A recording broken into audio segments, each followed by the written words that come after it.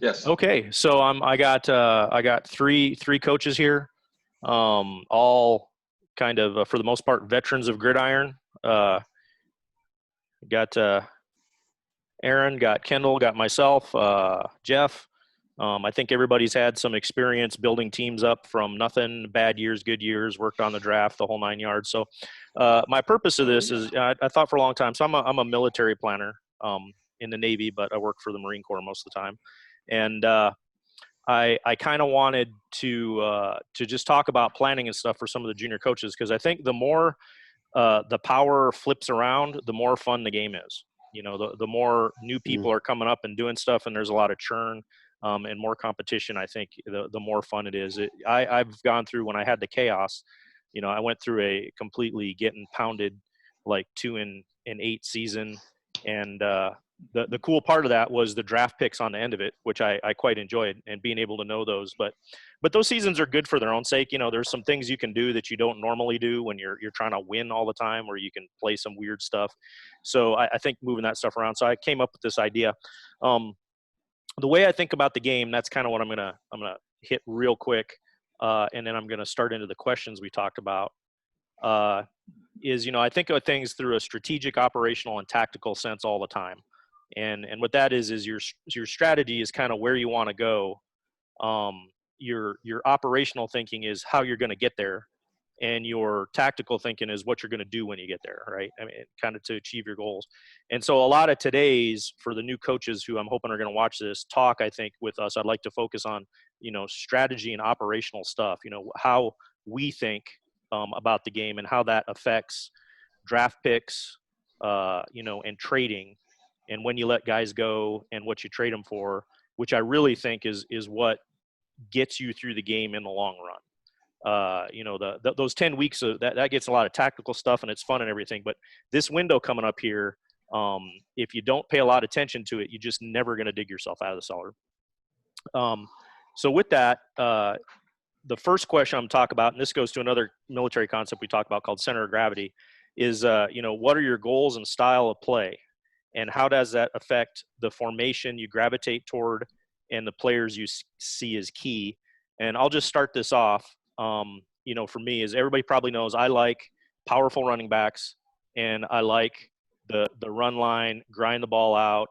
People don't ever see the ball because you don't get your hands on it, because I'm getting, if I could get a guaranteed 4 yards of carry the whole game, that's what I would do, which is kind of the way the Rogues used to run, and it's fun. And when I look at that, and I'm going to pop this up here on reference. So I'll talk about the eye real quick, right? I mean, I'm not playing the eye, I'm playing the ace. There's reasons for that, partly because it's hard to maintain two really good running backs unless you get the right ones to start with. But if you just look at the eye formation and you look at line plunge, like the counter and the off tackle, you can see here that the offensive center's strength, the fullback strength, and the strength of the two guards is huge in this calculation. And that fullback right here, his strength is huge in that calculation. And I think this is just a good illustration. I'll kick it off to you guys, because I know a lot of you guys like the pass game, and this gets a lot more complex. But this real simple, basic thing, if you look at line plunge, if you have a strong offensive center, two strong guards, and a perfect 60 running back, for strength, and you just work those and you get them up to, around 15, say somewhere between 13, 15 plus for the running back, you are gonna gain yards on the run line. And in order to stop people to stop you from advancing the ball there, they're going to have to stack everything towards that, which opens up a lot of opportunities that maybe you don't have as good players for. And that's one reason I kind of look at this. I could go down and I could show draw too, draw even more so. You have the fullback has some really big numbers to play in the draw play. And also the center. The center here is so key with that strength of times 4. I mean, if you went through my games, one of them, when Barbella was out, there was one game I actually took a second string tight end and he was still getting 3 yards of carry. And that's just because my center is so, perfectly crafted to be strong and has a high level. And you can put almost any monkey behind him and he'll just fall forward and run over. So with that, I'm going to kick it off. Same question of, just kind of how I said, you know, you don't have to go into super big detail of everything, you know, because there's a lot of knowledge here, but you know, how do you like to play the game, and how does that affect you offensively as players you see key? And we'll start off with Kendall. Well, I'll go ahead and say I won 2 Delta Bowls against the best coach in gridiron history, with a strong center, 2 strong guards, and a strong fullback. And the other 7 players on my offense almost didn't matter, just because I had such perfect QSTs in those 4 spots and such high levels. And so you can never guarantee what level you're going to get to, but you can kind of plan for it.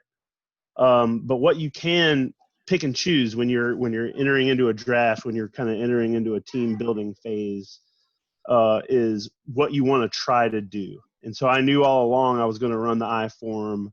I was going to sell out. I was going to hit the run line so hard that no one could ever stop it. And it worked just because I got lucky with coaching and levels. I think it's much more fun to diversify. And that's something that Aaron is, in my opinion, the master at, is kind of having all of rock, paper, and scissors, and then also having like a sledgehammer on the side as well. So I think he prefers, and he'll speak to this, but I think he prefers hitting the run flat. And I know we both like hitting the zone. But really, I mean, you have to think about where you want to attack and what players you need to attack those zones. And looking at these formulas that you have up here, that ball carrier score is probably the most important one. If you want to be informed on what you're doing and how it's gonna matter. So to break it down, you know, most simply, if you want to go run line, then you need a fullback. If you want to go run flat, you need a quick halfback. If you want to throw deep. If you want to throw deep, you need a split end with high quickness. And if you want to hit the short zone, you can either go a tight end or 2 tight ends with technique, or a flanker with technique, or all 3, some combination. I don't know. Did I answer the question? Yeah. If you could, one thing I'd like you to touch on. I just pulled up pistol here and Okay. some of the rollout sideline passes. I think when you talk about the fast receiver, strong quarterback mix, long pass, you look at that quarterback strength times 7.5, you know, that's massive. If you want to throw deep, that's where you need to go. But if you could talk a little bit about your all pass offense you had back in the day, Kendall. Oh yeah, this is potentially that was unique to you. Yeah, thanks. This is potentially controversial, but I have arrived at the conclusion that the quarterback and the quarterback's level, for whatever reason, doesn't matter as much as the weaponry. And this is, if I have some complaints about gridiron. I love gridiron. I'm a lifer. I have some complaints about gridiron. One of my complaints is it gets quarterback valuation completely wrong. In football, in real life football, the quarterback's the most valuable player. It should be really, really hard to get a great quarterback. And if you have one, it should trump everything else. But in gridiron, it doesn't work that way. The quarterback's just kind of along for the ride. So I've had high-level quarterbacks and middling-level receiving weapons, and the offense sucked. And then I did the reverse with a middling-level quarterback and high-level receivers, and it was awesome. So my all-pass offense, and I'm running one of those currently in the Atlantic with the Brockton Bay Bears as well.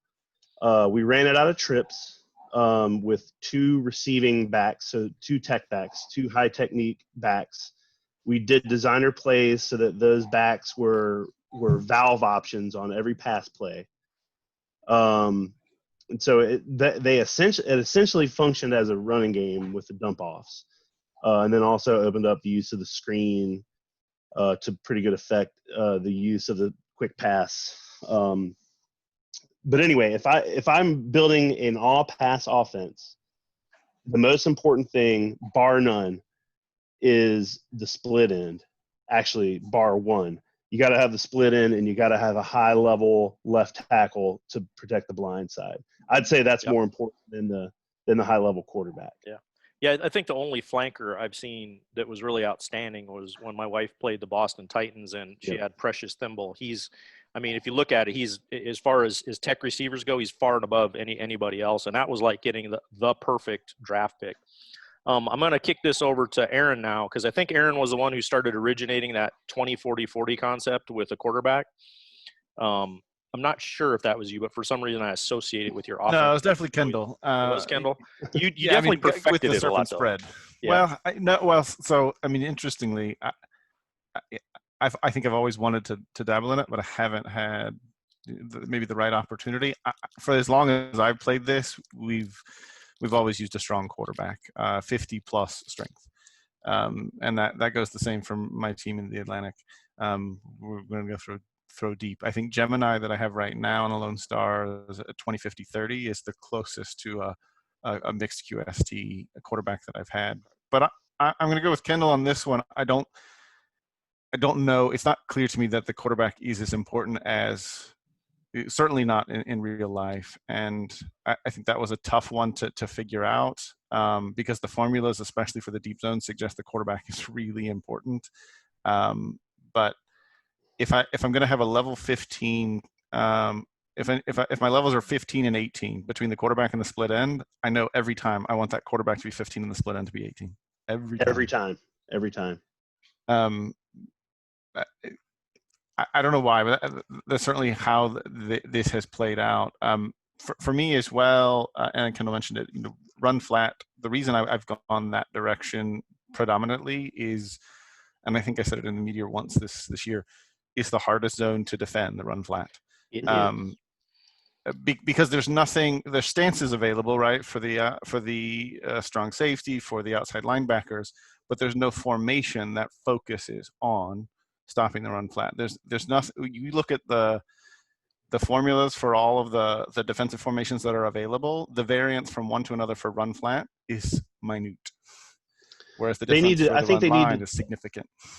I think they need to buff the 34 against the run flat. And I also think they need to take a look at the strong safety box stance. Yep. So I'm gonna make that a little bit better. We're gonna do this question again on defense, and I think this is gonna come up because one of my first things about defense is, I know exactly why Aaron runs, the fast running backs, and that's because I've had to game plan against him. And unless you have massively strong outside linebackers, and like I said, the massively strong outside linebacker is not sexy, but it is the only thing that really clamps that down. But we'll get into that in another discussion. I'm going to go ahead and pass off to Jeff for any of his comments. One thing I'm going to talk about real quick, and I'm hoping everybody can see my pointers. This is for the new coaches, and this is something that probably could be its own video, but if we just look something like, let's say I have up here play action pass against the 3-4, right? And you look at this, how these formulas work out, that base formula that's going to calculate how good you are is going to be the quarterback strength times 4.5, and so that's like strength is a percentage. So if strength is 60, it's 60% of his level. That's the way I look at it, right? Then his technique, right? And then it's the split ends quickness, the flankers quickness, and then the infamous slot guy adds a little bit of everything. So that's kind of just him based on level. But that gets you a base. But then it's whoever gets the ball over here in this zone adds, for the split end, it's quickness times 4-5. Flanker, it's quickness times 3. And flankers usually have more technique. So that's where I think the receivers, you look up here, long pass, split end quickness times 6. Is that split end's getting the ball, and he's high level, and he's got an 80 quickness, that's a massive amount that he's adding to that base formula. And I think that's one of the reasons those receivers or the ball carriers, is getting them to that level and making sure you play games so they get the ball. But that's where having those receivers is far more, important. Over here, the quarterback doesn't have any play in this. And that's one of the reasons I think the quarterback is somewhat nerfed in its importance compared to real life. But I'll go ahead before we don't want to leave Jeff out. I know Jeff, I think can talk short pass game a bit. That's what he seems to be his preference at right now. Yeah, I'm completely opposite a lot of the teams, especially and where Aaron is in his passing game and where Kendall's going to be going in his passing game. I run a short zone offense. Now I run an ace, and the reason I run an ace is because I like balance. I'm not one of those teams. You don't normally see me throwing 50 passes a game. I've done it. I've had to do it a few times. But when I'm at my best, I'm getting probably a 55-45% split in pass versus run. And I run outside. I run with halfbacks but having said that, I have reasonable guards and a reasonable center. And if you ever look on my stats, and I've got it this year, I either have a fullback, and I've got one, and I've also got a 50 quick, 30 or no, something like that, some strength level halfback that I run down on the goal line, because I am good enough on the goal line. You can go look. I'll have a halfback that's averaging maybe less than a yard a carry, and yet he's got 7-9 touchdowns, whatever. Because when I get So on you the have like a goal line line, specialist. yeah, and he is, and he's not a goal line. None of my guys are ever goal line grinders. But what I like to do, first of all, my philosophy is when I played ball, I was a tight end. So I've always loved tight ends anyway. But I like what the tight ends give me in the ace offense. They're hard to defend. They're very hard to defend if you have good tight ends. And that's the key. You got to have good ones. And if you're going to be a really good ace offense, you need two good tight ends. York is the classic example of that. He's had those two great tight ends for years, and people couldn't stop him. Well, plus it also gives you a little bit more blocking. And again, I keep everything short zone. I talked about this on the meteor, this last one, about how I never throw streaks, because I know you don't have to be fast to throw a streak. But when I beat York this year, I went down in less than a minute and a half and scored throwing nothing but short passes, because it's hard to defend when you're flooding the zone. And all my receivers can flood the zone. And I am different from what Aaron talks about as far as you got to have a split in that deep zone. My best receiver is actually a flanker, but he's at a level and experience and everything else that lets me use him. He was over 1,000 yards this season again. But I have a reasonable flanker or a reasonable split in that can help him, and he catches passes too. I mean, the thing I like about it, all four of my main receivers can catch the ball in short zone, and my running back can catch the ball in short zone. So for me, it's a consistent offense that I can move the ball. And if you look every year, my length, a couple things, my length of drives is always in the top 3 or 4 the last few years, once I got my tight ends and running back going on. I'm always in the top 3 or 4 in length of drive, how long I hold onto the ball, and red zone and all that stuff. I'm usually in the top 2 or 3 there too, because that offense lets me control that a little bit better than some of the all pass offenses or wide open offenses. So, but to do that, while I don't think you have to have a level 18 quarterback. It's nice if you do, but what I do, it's nice if you do. Let's not lose sight of that. It's nice if you do, and I've had that. But if you have, what I really wanted was that 60 technique quarterback or a 55. I wouldn't even want to play with the 50 technique quarterback, to tell you the truth. If you're going to run the total short zone game, I want a 55 or 60, and I've got a 60 short zone, and I throw very little deep stuff. But I haven't had to. So when I draft, those are the kind of players that I have good tackles. I have better guards than most teams do that try to run outside, and a good center.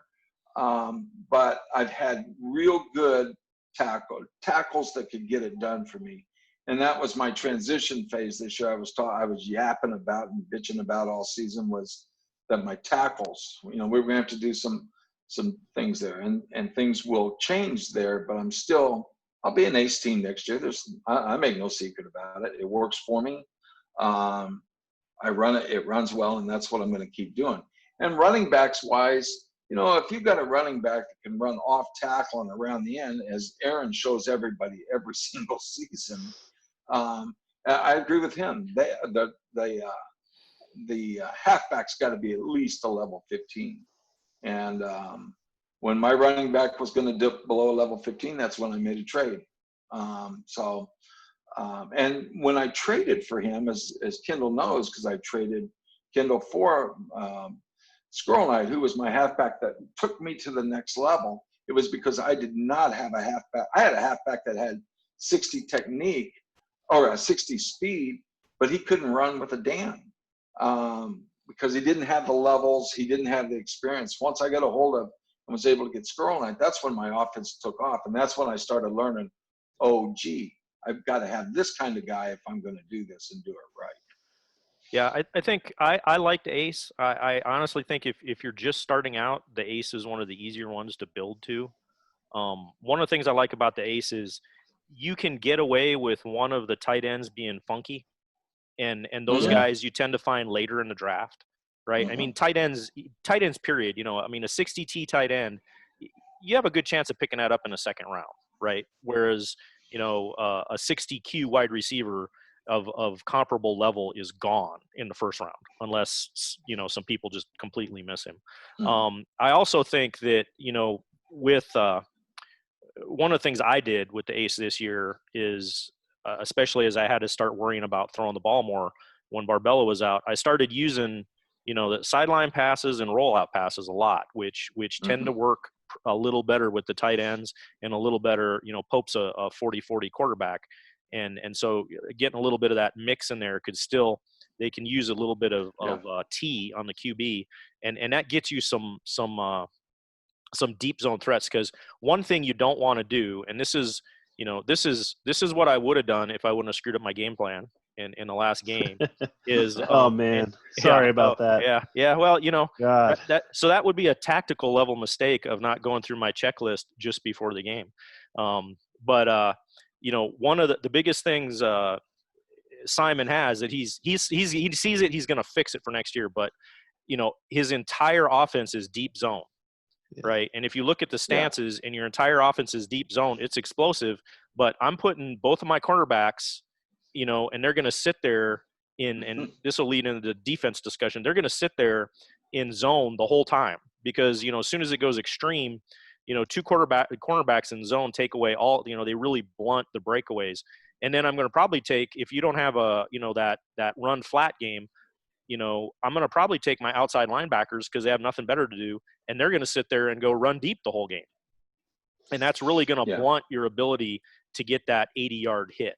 And that's why if you look at that game I had, I gave up a lot of yards, but I think he only got one touchdown. Almost all of that stuff was everything was field goals because I was able to blunt that, and that's I think the danger of running into the siren's lure on offense of I'm going to do this one zone better than anyone else. Because even when Brad with the Rogues was killing people, right? He could run flat and he could run line, right? It wasn't just one, and you that you couldn't quite beat him. Plus his guys were all, I don't know, level 18 plus. Yeah, that's what I was going to say, dude. He just had so many more levels than anyone else. It almost than anyone didn't else. matter. And I think he had achieved it before anybody else could catch up, and they couldn't for seasons. But then you get, to season 17, 18, Brad couldn't keep it going. No. Right? Like, so the rest of the league caught up eventually. And I think for me, the long point of this, Michael, I don't know if you agree, but has been the I-form has been very clearly to me the easiest to build. I know you said the ace is a good one, and it is, but the run line game in particular, because the investment in the number of players is the lowest. You only need 4 players. Yeah, no, I agree. If you want to get good on offense quickly, run the I-form. Yeah, because you don't need tackles. They're nice. You need the center, the two running backs, and the guard. And there's some things I've always wanted to do, and I may do with I-form, is I've always thought I-form with a tech back and a short pass quarterback could also be a lot of fun, because it's kind I've of a thought tech about guy. that as well. Yeah. And it with the right defense, I think that could be very disheartening for people to deal with, because you're just you're going to get the ball maybe 25% of the time, because the other guy's just going to grind it. So that's a good segue into defense. Oh, wait a minute. Incidentally, Mike, did you watch the Meteor yet this week? I didn't. I've been crazy busy with stuff today. When you get a chance, you'll find out why Barbella didn't play. I got that figured out. I got that figured out. All right. And I made sure that everybody knew. Nothing against you, pal. But do you want to know the answer why he didn't play? Yeah. No, okay, do. sure. Go ahead. I can watch the Meteor though. Okay. Well, he was injured. He come off injured reserve, right? You're ready to go. GM's caught him doing pain meds, dude. He got a 1 game suspension. No PEDs. Yeah, dude. 1 game. Man, what's going on in Savannah? Yeah. Yeah, I could see that. Actually, funny thing. I'll probably cut this out, but Barbella's my boss.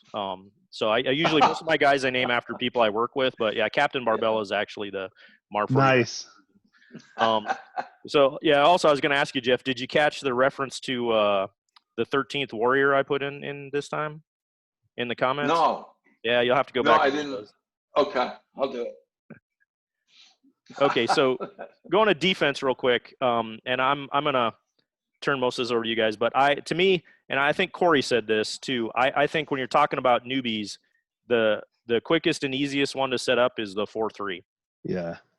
Although I won't understate the fact you should be able to play a nickel, because the nickel, just when you calculate out the same formulas, the nickel has a definite impact on the passing zones, much more so than a 4-3 or 3-4. But the 4-3 is the best base the best base defense. If you build a good 4-3, you're pretty good and you're ready for anything. And then if you add a 12th starter, that being the nickel back, and make sure that's a cornerback, not a third safety. Make sure it's a cornerback. Then you're ready for any threats. So when I've used the 4-3 a lot, I like it. I think the core of the 4-3 is a middle linebacker. When I play football, I play linebackers, so I do like linebackers. One thing I will say, that just like I would say with the quarterback, doesn't translate quite over to gridiron, the middle linebacker does not either. Like Mike Singletary would not get drafted in gridiron. Yes, that's true. Right. The middle linebacker, although he does have an effect if he's high level, no matter what his QSTs are, as a run stopper. He with some other caveats when you read through the rules, the idea that you're going to have I'm going to get a 60 strength middle linebacker and I'm going to sit him in there and nobody's going to be able to run on him does not work. He does not have a huge effect on the run line with the way things work. So that's what you really want to do. About the only type of middle linebacker you're going to want to get is a high tech T guy, because he's going to be the core of your short zone defense. So I'll push that onto you if you want to start, Kendall. If you want to talk about some of the other, the 3-4, if anybody plays that a lot, or some of the other defenses, and we'll go on down the line. I think also talking a little bit about picking out the key players in some of these different sets for these different zones is a good idea. Okay, so for any new coach and any coach who doesn't care that much about defense, just run a base 4-3 with the ability to flex out into nickel in your long 8 defense, and then you'll be fine. You maybe won't have the best defense, but you'll be fine. I've run a base 4-4 before, and that's a lot of fun, but you get shredded by the passing game, which is not fun. It's fun when you shut people's running games down, but it's not fun when you still lose by 20 points because they pass over the top of you. If you want to run a 3-5, let me stop you there and advise against it. But if you really want to run a 3-5, Todd Hastings is the master of that. And he's done it. He's won championships with it. So he's the one to ask, and that's where you can incorporate your strong middle linebackers. Aaron's got something to add. But even Todd has come on the record and said he thinks the 3-5 is crap. right? Like, Yeah, he thinks 3-5 is crap, but he loves it. but he wanted to give it a go. So I would just want to, for what it's worth, want to add that I think the 3-5 is a terrible defense, except for in very specific situations. So as a base, no thanks. I earlier said they need to tweak the 3-4 and make it better against the run flat. They definitely need to tweak the 3-5 and make it the run flat stopper. I mean, that only makes sense, right? But it's not really. It's a good blitz defense, which is really fun. If you're in a division with a lot of passing teams, it could maybe work better. But even then, it sucks, against the pass if you're not getting home on the blitz. So I don't really even know the function of the 3-5. You get a little bit of economy, I think, middle linebackers. Short zone. Yeah, it's good against short zone. You get a little bit of draft economy with the middle linebackers. I don't think that those are the hot commodity that some other defensive positions are. So that may be one reason, but that's not quite enough for me. So anyway, long story short, don't run a 3-5 unless you just want to be a wing nut. I actually tried it. Yeah, go ahead. Yeah, that lasted one game. Yeah. Yeah, it wouldn't work. And I ran it against a short zone pass defense or pass offense, which is what it's supposedly made to do. And nah, I'll never do it again. Yeah, and I think just looking at it for new coaches, right here talking about it. So you have your defense. Here's a 3-5 real quick, and again you have your base formula, and here's all your guys who add on to that. And it really quick you can see this. The run flat has no involvement at all of the inside linebackers, right? So your inside linebackers have no effect. You might be able to use them to stance and affect things that way, but they have no effect on how you're defending against anything in the run flat. And also, when you go through this, we'll go to the 3-4 as I pitch over to Aaron and Jeff. You can see here when you get to the 3-4, that nose tackle gains the significance, whereas the middle linebacker had it in the 4-3. Yeah. Yep. Yeah, that's the key in the 3-4. Your most important player is your nose tackle. You want him to be as strong and as high level as possible. And I think we have a couple of examples that people can look at in the Delta this season. The Metros and the Warriors, who have had, really good nose tackles who have not stopped, but certainly blunted, some run line games just on the strength of that player, as well as, their inside linebackers may be stancing and scrape, but he controls that line, and you have a really good one. And I haven't done it, but I want to go this direction is see what a level 18 plus nose tackle going into 3-4 looks like. The reason I've never really done it is because I think the investment in a 4-3 is much easier. Slight coaching favor, probability increase for linebackers over defensive linemen. Slight, but still, it's there. And I think everyone needs defensive tackles, right? Everybody's going to have one or two, and you can run the game without an inside linebacker at all. So I've always thought that from a draft capital perspective, the value is at the linebacker position, not at the defensive tackle position. But the nose tackle is without question the most important player in the 3-4. Beyond that, you should, in any formation you're running, you should have a high level player for every zone. Mm-hmm. That is the most sound advice for defense. Yeah, and I'll attest that before I go over to Jeff real quick. Is one of the reasons I got over my stupidity pretty quick was I did not expect to do that well this season, because I do have some glaring holes in defense. But it's just in one place, like one of my outside linebackers is probably going to go away because I don't even know if he's level 10. However, the other outside linebacker is like, over level 16 and is perfect. And you can, when you go in and you tactical level thing, when you tweak your game plans, you can have your key guys follow the ball and they will shift. And that's very important to try to set them up as the tackle. So I'll pitch this over to Jeff for your defensive thoughts. One thing I know you should probably mention that we haven't talked about, get into, is the blindside bonus and the importance of that right end. And we haven't really got cornerbacks and safeties, which is another discussion I think is important. I've been running since I came in the league predominantly a 43 on standard stuff, but I'm starting to come off that for a couple of reasons. For a while, I had two pretty good inside tackles that I liked, and now I've got one who kind of really rose above the crowd that I got in a trade. Thank you, Kendall. And I'm at a point now where I had some injuries, and I ran a nose tackle. I ran a 3-4, and I had some success that I wasn't expecting with it. Now, the thing I liked and that made me hesitate was my inside linebackers. I had one really good one and one that is new and was not leveled up, and he's getting there now. And I'm really looking next year at probably changing over to a 3-4, because I gave a couple of teams fits that I didn't think I would be on defense, just because my nose tackle is now one of those guys that's leveled and experienced, and it makes a difference. What I like, and let's talk. I think in this game, to me, the cornerbacks generally are more important than the safeties. You got to have some pretty, at least one high level cornerback against the passing offenses anymore.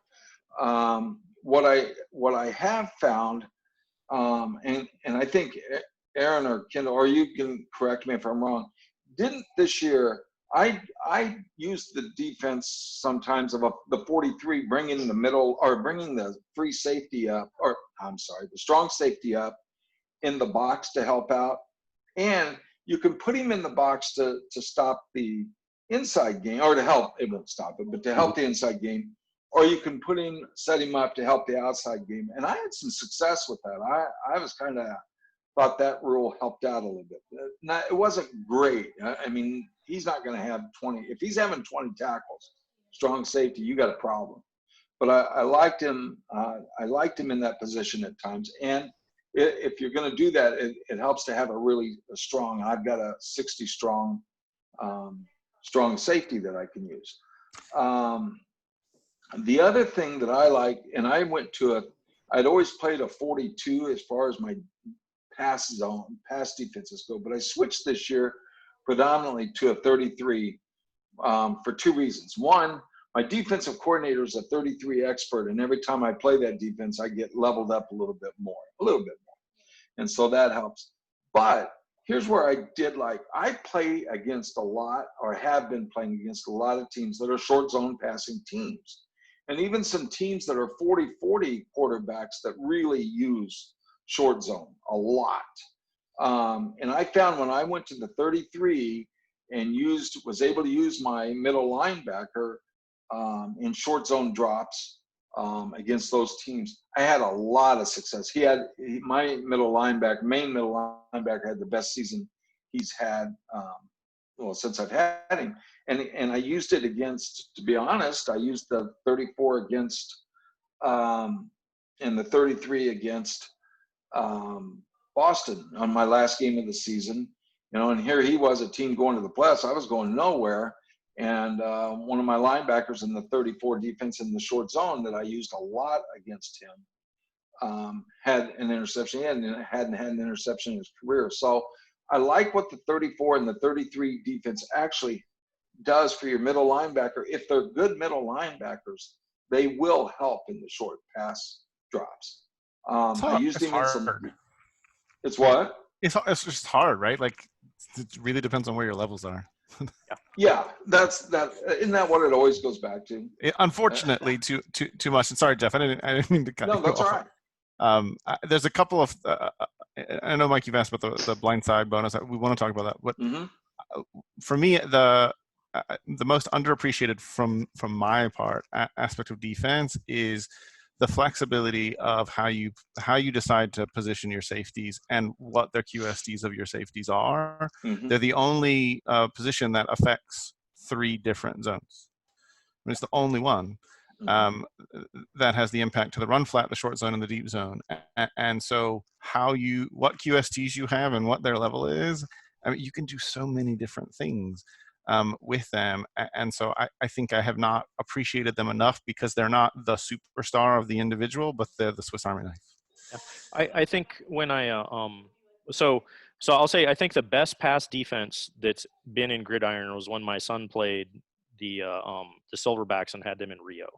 And I mean, I know his levels were all, I think, 17 or 18 plus, and he had a near perfect tech free safety and a near perfect strength strong safety. And we went back through and took a couple seasons, especially the ones where he was having pass oriented teams get like 50 yards.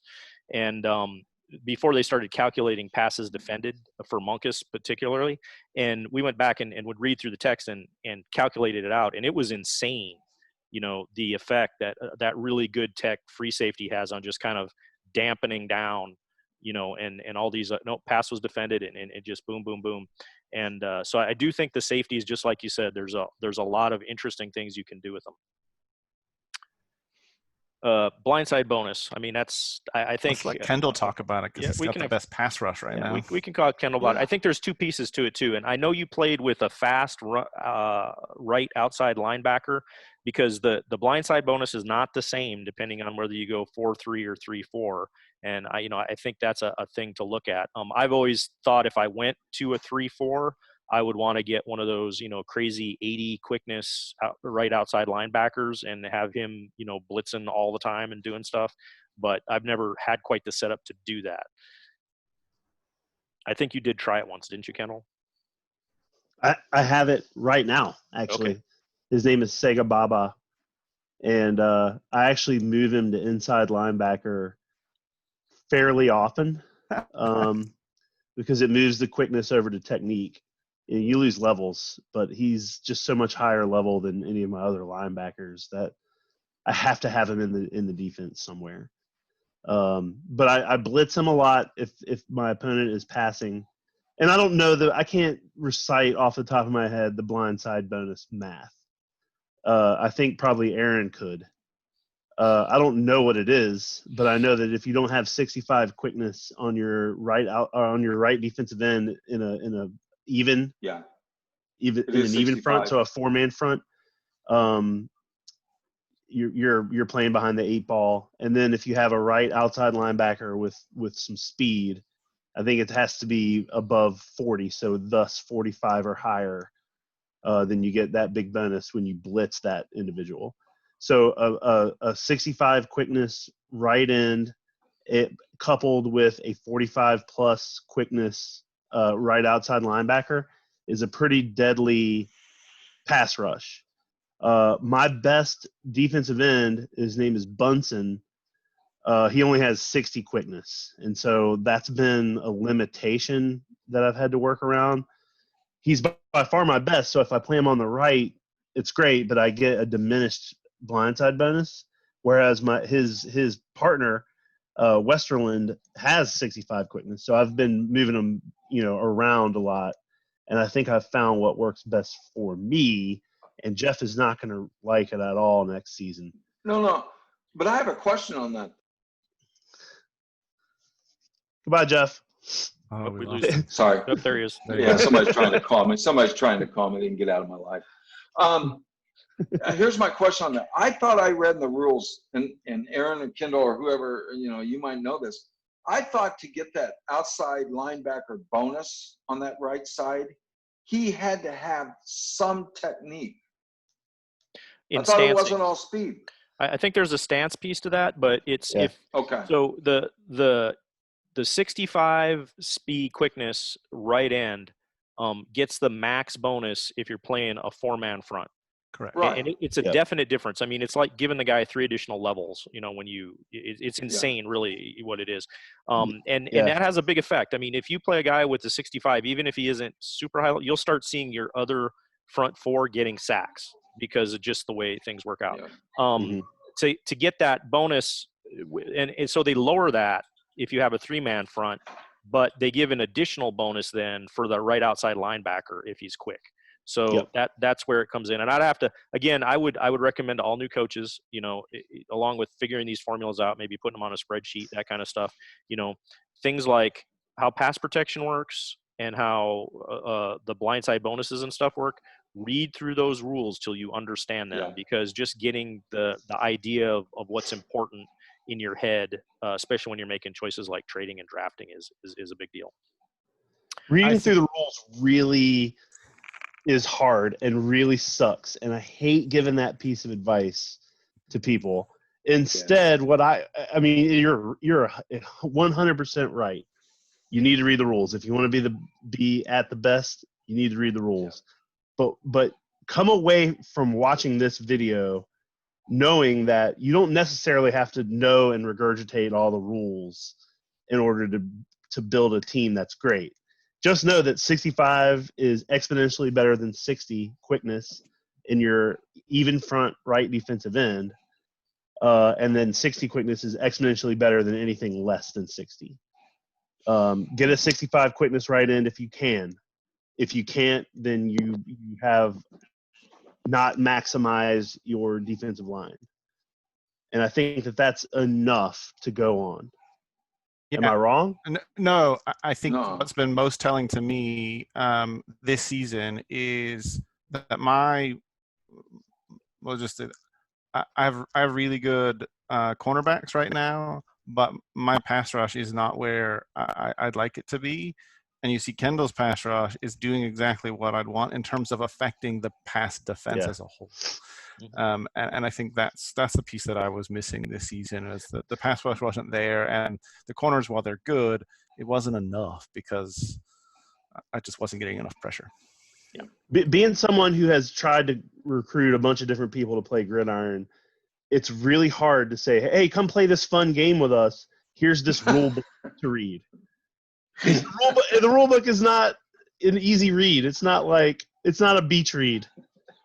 It's work, man. It's a technical manual.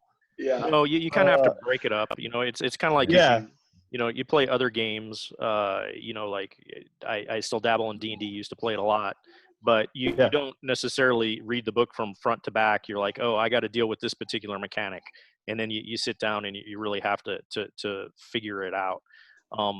But I do think, and we're going to move on to some kind of different questions here, but I do think one of the things I think we did capture with the discussion here is how you think you want to play, right? I want to have a grind out team. I want to have a flashy team. I want to have a defense that, I want to stop the pass by putting a quarterback on his back all the time, right? Versus I want to stop the pass by not being able to catch the ball, right? You're going to be able to shape that, and you have to pick the key players to do that, and you can't get them all at once. And that's the big thing about Gridiron, right? Sometimes, if you turns out you have two 60 Q right ends that are decent, and you pick up a hyper fast outside linebacker and you have a good nose tackle, maybe you should spend your time on developing the nose tackle, and you go 3-4 and you just work it that way, and you do a lot of blitzes, right? And that's, you got to run the right thing for what you have. Yep. Okay. So going on to the next question, and we're going to start with Jeff here, is so evaluating your players. So, right now, after I lost my game, first thing I did was put all my players up, took a look at them, figured out what their ages are, pulled out the aging chart, and started saying, hey, here's where I might need to start putting in. And I started doing my own internal evaluation. So starting with Jeff, I want to just talk about when you look at your guys, their QST, and not just with who you have, but who you want to get. Yes.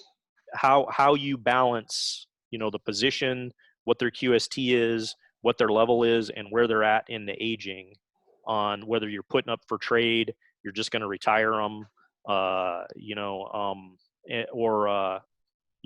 want to hold on and maybe sink some more points and roll the dice that your aging roll is good. For me, as far as leveling and all that stuff, I follow the old Kindle method of my starters get almost all my points as far as when I'm leveling guys and getting them that kind of thing. Except there does come an age where you have to start thinking about what's the future going to be. And I'm going to use my tackles as the classic example. I've had the same starting tackles now for going on 4 or 5 years, and they've pretty much reached their max this season. In fact, they're probably I went a season too long. So basically, I really start to think about them in season 4 and 5, but especially season 5. Or if they start dropping levels 2 seasons in a row, then I take a long look at are these guys going to be able to help me now? When it comes to linemen, I'm a little bit different on some things that I'll hold on to. Like I've got a 65 left tackle that I've had since I've got here, who's not going to be starting next year, and yet he still has value to me. And the right tackle's the same thing. They're going to. I'm not cutting them, and I'm not looking to trade them. Where they're going to is special teams. They could still help me a lot on special teams. But last year, last season, season 30, I wanted a first round left tackle. Couldn't get him, but I did get a second round left tackle who, fortunately for me, maxed out on his leveling first season. And then through a trade, I got a right tackle who ended up leveling very well. So it's part luck, part good timing that I found my tackles to replace at the same time. Now, specialty players tend to be different because once they start losing your stars, and I'll use Squirrel Knight as a great example. When I got Squirrel Knight, he was about a level 18 and big yardage and all that. When I traded him, he wasn't anywhere near that level. And I won't say what his level is because I don't want to do anything for the Spitfires. That's not fair to them. But he wasn't that same kind of level.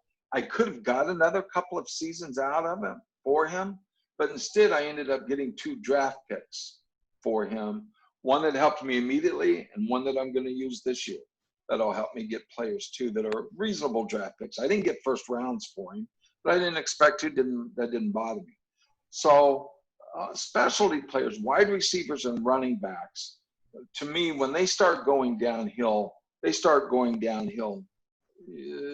you get, not counting Lappin, who's a horse of a whole, that's a different creature. But most running backs, if you get 7 productive seasons out of a running back, you've done really, really well. It's kind of like the regular NFL right now. You go through those guys, and as they get older, they start getting hurt too, and that becomes a problem. Squirrel Knight, as he got older, started getting hurt more and more, and not necessarily missing whole seasons, but all of a sudden he's missing 2 or 3 games.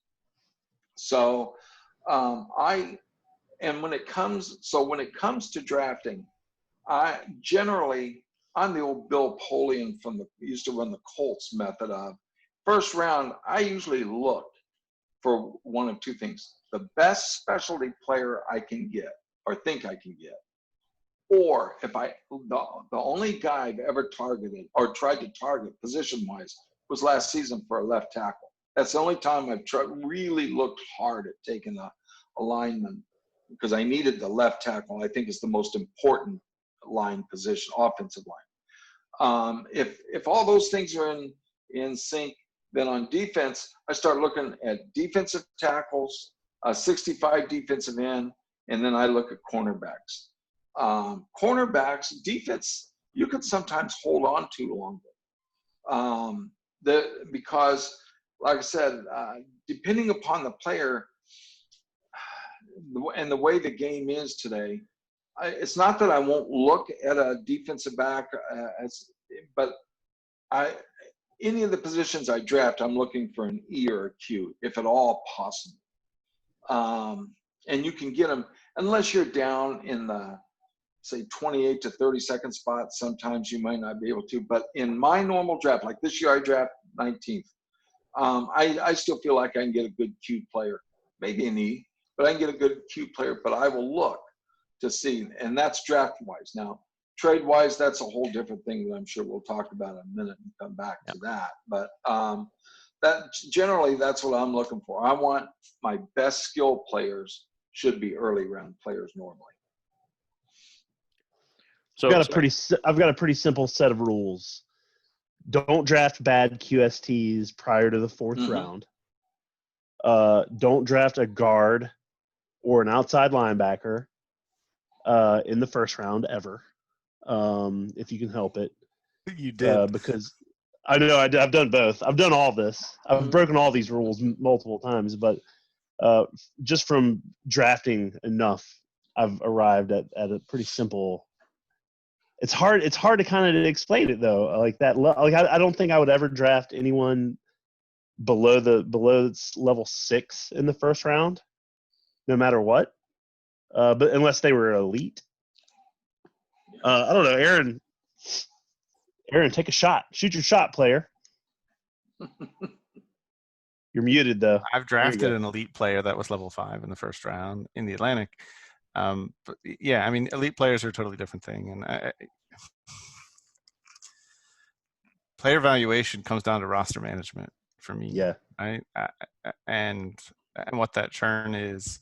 I think there was a time, maybe 10 to 15 seasons ago, where I think the prevailing theory, I mean, at least based on discussions, the articles that were published, that, you know, as players got to age 4 or 5, it was time to start that churn. I thought it was too soon, and I certainly think it is for the most part. So 6 or 7 is, for me, age 6 or 7 is really where you're starting that churn. But in terms of what you're looking for, like, you have to know what you need at any given point, and you have to be willing to pay for it.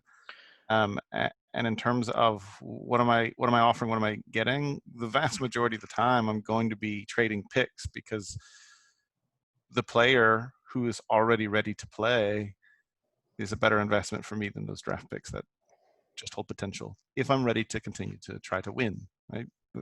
That's why it all comes down to, for me, roster management, where you are in terms of what you value. But I think and are aligned from a QST perspective. I think it's fun to tinker with some things, but QSTs, as we've gone through the formulas, drive a lot of this. Yeah. I mean, if you want to run a 4-3, you need a high-tech middle linebacker. I think it was interesting to me what Jeff was saying about his 2 offensive tackles that are too old to start, but they're going to be great on special teams. And that's awesome if Jeff is ready to win now. But if Jeff is not ready to win now, that those would be 2 old offensive tackles need to get traded to Lee Jason Elkins for draft picks. Yeah. I've got a question along that too, though. I'm sorry, I didn't mean to interrupt, but I'm seeing, and I have a hard time with this a little bit. I got to admit, I have a hard time. I'm seeing guys that are now trading level 19 in their prime players. And I don't care if it's cornerback, left tackle, wide receiver. And I'm sitting there and thinking in my mind, I play to win. And to win, you want level 19 players that are in their prime.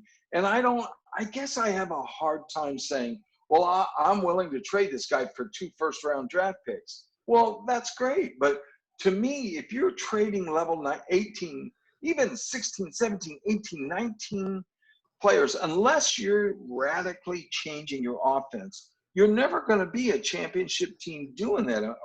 And that's just my philosophy, and I could be totally full of shit. But I just don't get that, where you've got a level 19, 65 level, and you're trading. I don't understand that. You don't have an age 4 level great. 17 perfect QST flanker on the trade board right now. It's a reflection of need, right? Like, no, I mean, Jeff, I get it, right? But are the teams that are trading them or putting them up for potential trade in a position to actually win? I understand why the level 17 wide receiver's up. I get that, because he's going to a different type of offense that receiver's not going to work. Let me tell you why I'm doing that, though, Jeff. It's not because I just want to run a different kind of offense. I mean, that's a big part of it. Know. But I want to be able to beat Lee and Phil. Yes. And I can't do it yet. Yeah. And so that age 4 level 17 flanker is going to age out along with their teams. Yes. And he's not going to help me overcome them and win a championship. No. And yours I agree with. It's left tackles and left corner or cornerbacks and stuff is where I start to choke on it. So. Well, I think, you know, and this is one of the reasons I want to do this is for some of the new guys is one thing is, you know, I would highly recommend if you have high level players and they're relatively young, you know, say, I mean, even if they're high level, if they're 17 plus and they're, you know, maybe age 5, you still got a couple good seasons out of them easy. I saw Jonathan put Mulligan on the board, who I actually had when I was with the Chaos, and he's like almost 10 or something like that, and he still He is has 10. huge level and perfect QSTs. I've almost been thinking about grabbing him just as a backup for next season. But if you have something that's, say, age 4 and, you know, say level 16, and he's a 60 Q running back, right? You have, I don't know. It's not like the nylons. It's like, I think it's STAULK. So I got that earlier, Mike. yeah. Okay, so as I was saying, though, is you want to look at really seeing what you can pick up to build around that if you're a young team. So because you're going to have much more enjoyment of the game. When you get into Kendall's places and you've been playing for a while, you know, you might get to the point where you're like, hey, this could be my run. I know, you know, I started talking to Kendall about that particular flanker he has.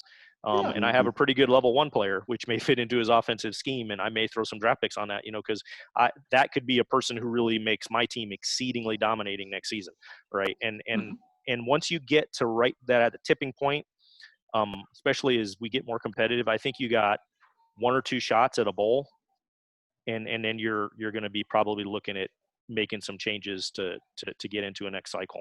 You have to kind of decide what you're trying to do. If your team is historically bad and you're just trying to like make the playoffs and you're going to be happy with that, then you can build towards that. Yeah. If making the playoffs is not enough and you want more, then you have to watch what Aaron Sanford is doing, what Lee Elkins is doing. Yeah. You know? And I think for new coaches, you know, winning the division is a big deal. I mean, you know, getting to that point where you win the division, or at least you're placing second in the division. But so for me, real quick, what I usually do, and this is just to help some of you guys, I don't know, you guys probably do something like it, is I take all my guys, I put them on a new spreadsheet, and I go ahead and pretend that the worst possible aging, as soon as the age, you know, pre-aging comes out, I give them the worst. I don't use the mid-season stuff, but as soon as the pre-aging comes out, I pick the worst possible aging according to that. And then I look at the team, and then I'll highlight weaknesses, right? And I kind of keep a list of those things I need to fit my offense and defense that are super important. And then when I look at draft, I'm looking at QSTs in a draft. You know, one big change I've made, I think, from when I first played the game is I will take a lower level guy with perfect QSTs, because you just don't know how aging and coaching is going to work. And I've had several of those guys who, they might not have been elites, you know, might have been journeymen, and they might have been a little lower level than I wanted, but the guy I've had elites who refused to level. Yes. I have. Haven't we all? And I've had journeymen who's been like, bang, bang, bang, boom, 4 pops, ready to go. Yeah. So I think at the end of the day, because that aging and coaching is so random, having really good QSTs, and the QSTs that fit what you want to do, you know, wherever the luck falls, you're going to get something out of it. What I always there's value in knowing that a player is nothing. To know you can just cut them and they're not worth anything. So the reason I say that is a level 2 perfect QST lottery ticket is so much better than a level 5 crappy QST. Yeah. You know, the summit of his potential is a special teams contributor. Because that lottery ticket, you scratch it off, and if it's a winner, then your team is better. You scratch it off, it's a loser, you just cut them or trade them. Now you got to. This is antithetical to this whole special teams thing that we talked about last week, and you know, you got to have those special teams guys, but trade them in for pennies on the dollar instead of drafting them. That's what I'm saying. Yeah. Trade for Jeff's old tackles. Old tackles. Yeah. Yeah. And you know, when it comes, I'll usually look in the later rounds of the draft for those sort of flat linemen that are like level 7 or 8 that are still. Yes, Those guys are great. Yep. Yeah, because you know, if you look, that's another thing I would do is take out the special teams. You know, sit down with those because you know you'll learn a lot of things. Like, you know, after level 10, you know, the increases go by points. They don't, you know, so a 12 is a 10.2, right? If your guy picks up special teams as one of his little things, has that little ST by him, that's always really interesting because I got players who last forever just because, you know, flat lineman and he gets ST, and, you know, until he gets down to like level 8, he's useful in special teams. So he may be sitting in special teams for 8 seasons. Yeah, the later rounds, I look for those flat linemen, and sometimes I look for just some of the receivers or stuff like that might not. They could be a backup or whatever, but you can pick them up because they're higher level because you can use flat guys on the special teams piece. So we kind of got into drafting, and I think I want to talk a little bit about going through again, like, and I talked about, I'll start with, so draft value. And this also goes into trade value. We talked a little about trading. You guys may want to talk through this too, but, you know, when you're out there looking at it, I want to try to give those pieces of advice for, you know, the younger coaches who may see that bright, shiny object, which, I can't believe Lappin's on the board. He was super great. I'm going to give 2 first-round draft picks for him because I've seen stuff like that happen in the league, you know, Yes. and I think Brad got away with dumping some trash on the board once and got some pretty high draft picks out of it. But, you know, how do you, when you're looking at trading and you're offering draft picks for a guy, or when you go through and you're sorting through your draft picks on how you value them, how you do that? One tip I use for me, when I'm talking about draft value, is when I look through the draft list, I'm doing my short list. I automatically give Qs like an additional level.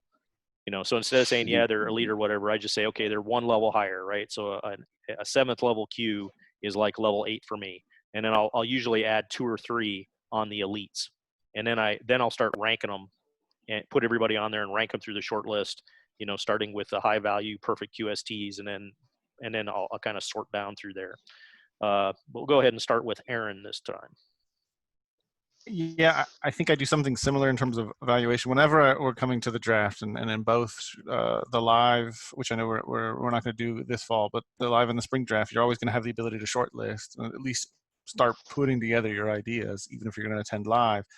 I actually go through, at least for about 4 or 5 rounds, I take the list and I give every player a round grade. I basically go through it without thinking, okay, there's only 32 picks in a round. I say, okay, this guy's a first rounder, this guy's a second rounder, this guy's a first rounder, this guy's in between, you know, not quite sure. Okay, you're 1.5. And then I sort it, and then, okay, all right, I've only got 20 guys that I have as a first round grade right now. And it's all based on level QST. It's not at that point based on need. I will always approach the first couple of rounds on best player available.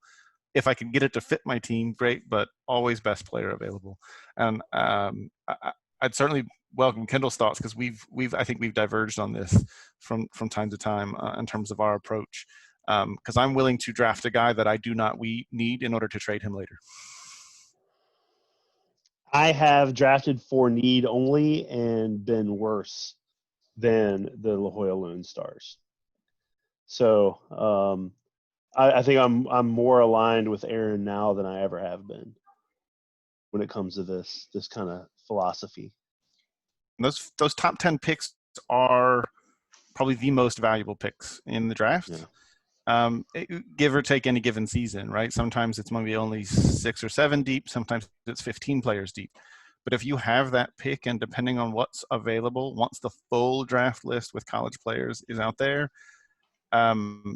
understand what you have. And if you're not quite sure, ask, because 1 round pick, a season 31 round, a first round pick, once you know the contents of the draft, is immensely potentially more valuable than a theoretical first round pick in season 32. Or it could be immensely less valuable. Like you're playing a game of chance and probability in this context, but it's important that you know what you actually have and what you're likely going to get with the pick that you have when you're thinking about trading. those players. I am always willing to trade any of my draft picks to get players that fit what I need on my roster right now, especially if it's a guy I don't feel like I'm going to have to coach. Do you want a level 4 perfect QST flanker? I don't need any flankers, but thanks. No, look, I would, but so look, this is a good example to give you guys a very crystal clear one. 2 seasons ago, I drafted in the second round a level 4 flanker who was elite, Aaron English. He is now on the Copperheads. This Kendall and I traded, and now I have Jibby, who he drafted, and we swapped because he needed the flanker and I needed the split end. A win-win for both of us. But given where our draft spots were, that was where the draft value fell. Yep. I'll draft. I've done both. I've drafted for best player and for specific needs. Not last season. And we were talking about, at what level will you go for a first round? I actually did go for a Q level 5 last year, but it was an absolute. Here's the other thing I look at: what's available in the draft too, at a position I have a need in. To run an ace, I like to have 2 really good tight ends. That's my philosophy on it. And I only had one because I traded away my other one to Jonathan, and there was only one really good tight end that I thought, but he was a Q, but he was only level 5. But I took him in the first round because he wasn't going to be around, because I saw behind me coming was Andy Cowell. And Andy Cowell's talking about this now, that he's going to have to change his offense because where he's drafting, he can't get the players he needs to run the ace anymore. And it is, there's not a lot of good. Yeah, there's not a lot of good short zone tight ends, really good ones. There's some that could maybe be developed, hopefully. But I saw that was the only guy, and if I didn't take him, he wasn't going to be there. So there was a case where I drafted for need, and also because that's what was there. I can't even imagine Centurions without running the ace. I know, it's but like disband the team. If you're not going to run the ace, you got to disband the whole squad. If you saw, Friedman got hurt this year, and he had to go to the I because he only has 2 tight ends on his team. He has run the I some, yeah. So he had to go to the I. But anyway, that I digress. So when I draft, it's kind of a combination thing. But I really don't want to draft guards and that whatnot. I may have to draft a center this year. I don't know yet. I haven't drafted. We'll see what kind of centers are out there if I need to. But I prefer to get some kind of either high quality receivers. As Kendall knows, I took 1 year 2 quality wide receivers because I had 2 picks in the first round, and he ended up getting one of them afterwards because I needed Squirrel Night too, and I traded one of them to him. But I do look at the need, but I want somebody that's going to be able to produce in the first or second, well, the first through the fourth, but especially the first and second. I want somebody that's going to be able to produce pretty quickly. If not the first season, certainly ready to go in the second season, and I was able to get that. But my success rate, though, and what's made my team good over the last few years is what I've been able to do in the 6th through the 8th rounds, either through drafting or through trade. And that's where I live and die, really, with players and depth and all that stuff, is the 6th through the 8th picks. I think the one player I wouldn't draft in the first round again, unless he was elite, would be a quarterback. Yeah, I agree with that. Kicker, punter, quarterback, quarterback, never done. Right. Return man, guard, outside linebacker. That's my list. Yeah, I drafted a punter once in the 3rd round. Was a level 8 punter, and it was at the back of the 3rd round. And I have to say that there's a definite effect when you have a good punter, because he just almost on his own. I mean, I threw him, a couple of coaching points every now and then, but him on his own, I think he got up to somewhere around like level 15. And I know I won games just based on his being able to punt our way out of situations. I mean, he would lock people in corners on the 3-yard line and all kinds of stuff all the time, which is a huge defense when you play kind of a ball control game like I like to. Mm-hmm. But I don't think you should be looking. I don't know. After playing the Warriors, and looking at it, I know they have a lot of good players, but I really think a lot of their success this season was, their special teams. Mhm. And so, the return guys and stuff, they may start creeping up. I definitely usually would never think of getting anything as a special teams player till the 4th or 5th, and that's if they're really good. But you just don't know, because when I played the Warriors, the effect of having them move the ball 30 to 40 yards every punt or kick return is really hard to deal with. Yeah, Yeah. I think the market has changed, and so I think if you want a good returner, you're going to have to start paying premium for it. Yeah. I mean, in the draft or potentially through trade, but I think the trade market is going to dry up in what it was in terms of who's going to be available and at what price. I think he probably got that guy. Was it from Glenn and the Robber Barons?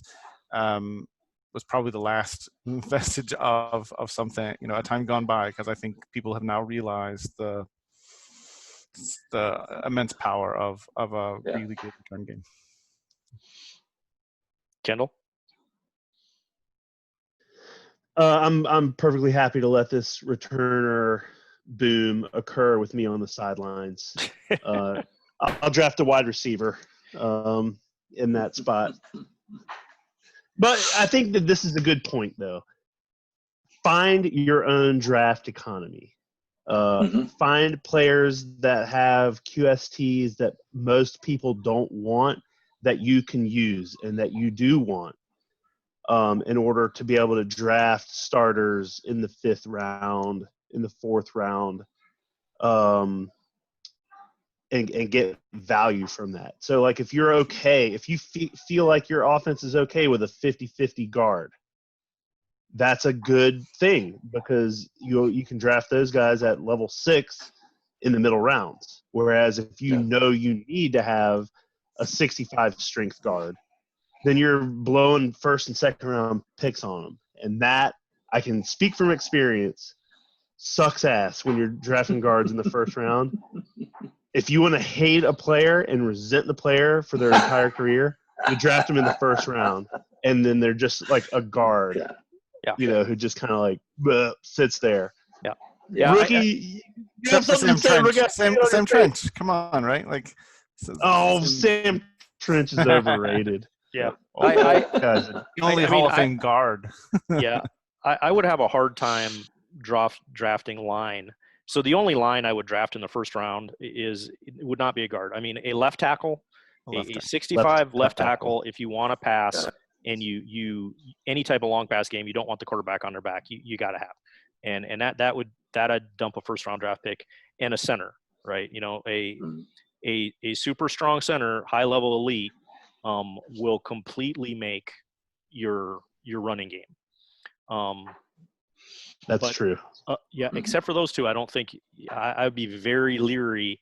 I mean, if you specifically need something, like say this next draft, if I could find a 65 Q guard as low as I'm drafting in the 1st round, and there wasn't anything else, I might go if he was, level 9 elite or something like that. That would. Oh, of course, man. Yeah. I mean, there's always an exception. But all things being equal, I'm probably going to wait. I have a handful of. I draft all by I make every decision by emotion and like a weird cocktail of like, I don't know, cocktails. Weird cocktail of cocktails and like feelings towards players, not based on the math game that is Gridiron. But the guys who I've had and resented the most have all been 1st round picks at outside linebacker. I hate them so much. I always draft them. They never level up. I hate them. So I'm never doing that again. I'm going Can right I now say to one look thing to see about if the I've ever draft? drafted one. Go ahead, Jeff. One thing for the new guys in the draft that I see is a couple of them have really had problems with this year. When you're drafting, look at the QSTs on the guy and maybe what his attributes are. Quit worrying about how many yards he rushed for, passed for, all this stuff in college, because they start thinking that, okay, this guy ran for 3,000 yards in college. He's now going to be a superstar. and they don't pay attention to the levels, and they don't pay attention to the QSTs. And a couple of Is that coaches true? I They know really for do sure. that? I can't believe that, huh? Charlie Oh did my it. God. Who Charlie did Smith that? did it. I Charlie, think it's that's pretty clear. Charlie got killed, and Oh, so man. did Dan with That the sucks. Crimson I a feel little bad. bit. But They learned their lesson, right? They've learned, but it's unfortunate. Well, that's It really right. is. But so that's why I'm saying this now. Don't worry about that. My tight end that I had first pick, level 5 Q this year, I don't think he had 200 yards receiving, but he was the right guy for my offense, and his QSTs were right.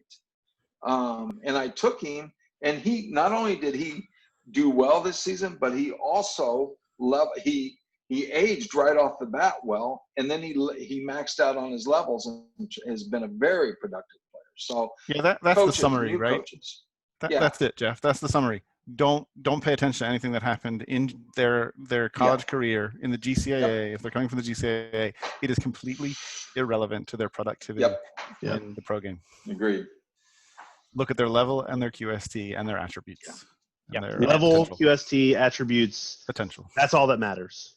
Yeah. Yeah. And their No, potential. I agree. All right. Okay, so I think one quick thing we'll do to sum this up here. And then I think maybe when the draft comes out, the college guys drop, we may have another one of these to Let's do an do it. analysis. Yeah, I think Yeah, that we would be fun. Yeah, man. Maybe we might do it a little early too, so we might want to talk about the trade board. Oh yeah. I think that would be fun. But so you got your first round draft pick. You have it. You have the first of the first coming up, right? What are you getting? For me right now, I would probably grab the 60Q running back elite. Mm-hmm. Yeah, I would either do that or the 60 or 80Q wide receiver elite, who they would make a special exception because I had the first round pick and they would make him level 11 coming into the league. It's the Kendall Howell exception. No, I'm just kidding. For me, it would be either I've got two things I'll be looking for first: the level 55 or the strength 55 or 60 center, or the T55 or 60 safety. Yeah.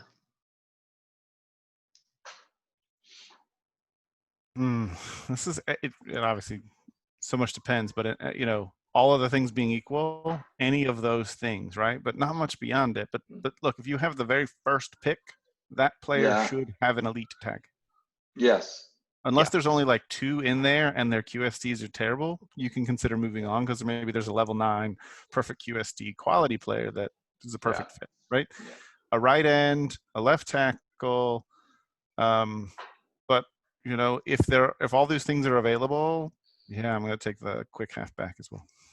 Yeah, that's the player. All right. Yeah, the only other one I might spoon towards is the 65 strength nose tackle elite. Level 9. Those are hard to find. It would be fun to have a level 22 nose tackle. Yeah. Yeah. All right, guys. Hey, thanks a lot. Thanks for coming on and over lunch or whatnot. We'll do this again. I'm somewhat of a caveman when it comes to tech, so I got to figure out how to edit this and post it. But I think most of the stuff in here is pretty good, juicy tidbits. I think everybody will like it. I had a lot of fun, and I will see you later. Thank you so much, Michael. All right. Thanks, Mike. Later. Appreciate it. See you, bros. Right.